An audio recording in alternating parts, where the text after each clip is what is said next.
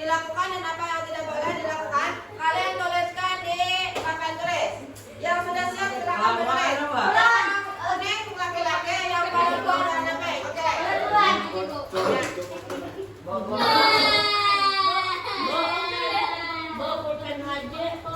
Oh ya, udah pulpen aja lu bayar.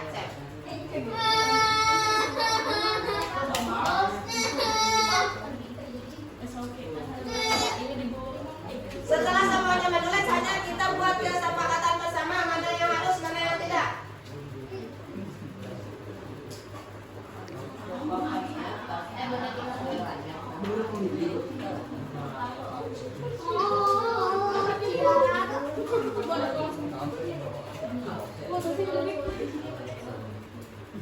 Ya, yang merasa latihan boleh terus di sini ada makan.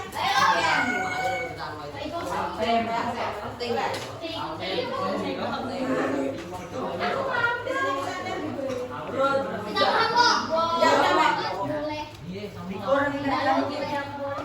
Wah, belum cabut tuh aja yang biasa.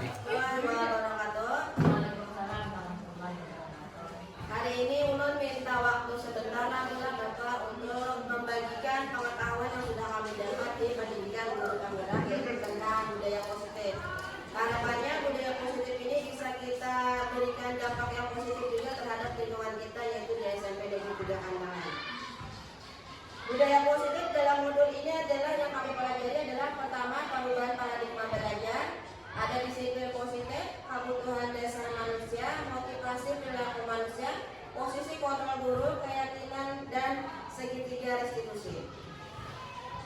Perubahan paradigma belajar baru ini berdasarkan prinsip pembelajaran yang terdiferensiasi. Maksudnya setiap murid itu berhak mendapatkan pembelajarannya sesuai dengan kebutuhan belajarnya masing-masing. Kemudian disiplin positif. Apakah itu disiplin positif? Sebagai seorang pendidik, tujuan kita pertama adalah menciptakan anak-anak memiliki disiplin diri sehingga mereka bisa berperilaku dengan mengacu pada nilai-nilai kebajikan universal dan memiliki motivasi intrinsik bukan ekstrinsik.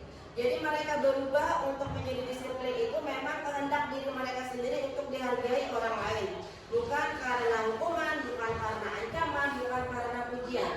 Nah, disinilah tugas kita untuk menciptakan motivasi tersebut terhadap anak didik kita. Kemudian kebutuhan dasar manusia, mereka itu menurut teori mereka melanggar peraturan itu karena kebutuhan dasar mereka tidak terpenuhi. Kebutuhan dasarnya pertama bertahan hidup, kasih sayang, penguasaan, kebebasan dan kesenangan. Kalau ulun lihat kebutuhan dasar manusia di tempat kita itu adalah kasih sayang. Mereka mungkin kurang kasih sayang dan perhatian dari keluarga mereka di rumah. Jadi mungkin itu yang menyebabkan mereka minta sesuatu yang lebih dari kita sebagai seorang guru, yaitu kasih sayang dan perhatian kita.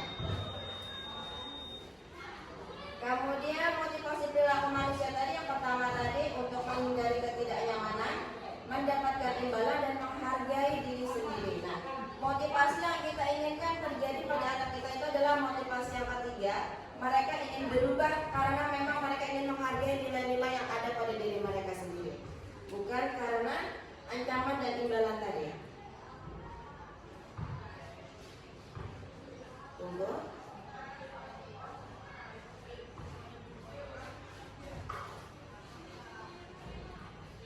Nah, posisi kontrol guru. Posisi kontrol gurunya ada 5, sebagai pemantau, pembuat rasa bersalah, pemantau, sebagai teman, dan sebagai manajer. Nah, hal yang tidak boleh kita lakukan, kita posisi kontrol kita sebagai seorang guru di sekolah adalah sebagai seorang penghukum. Kita tidak diinginkan menjadi seorang penghukum. Yang diinginkan adalah pertama sebagai pemantau, kita menjadi teman, yang terakhir kita bisa menjadi manajer untuk siswa kita sendiri.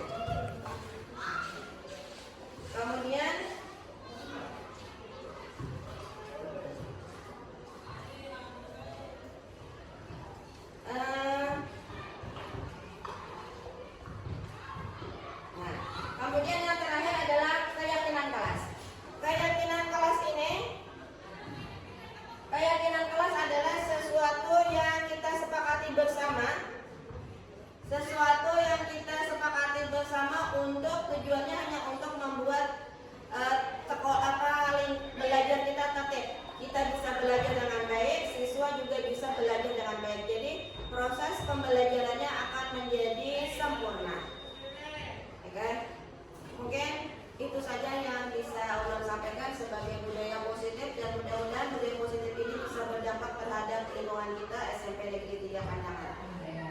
kasih.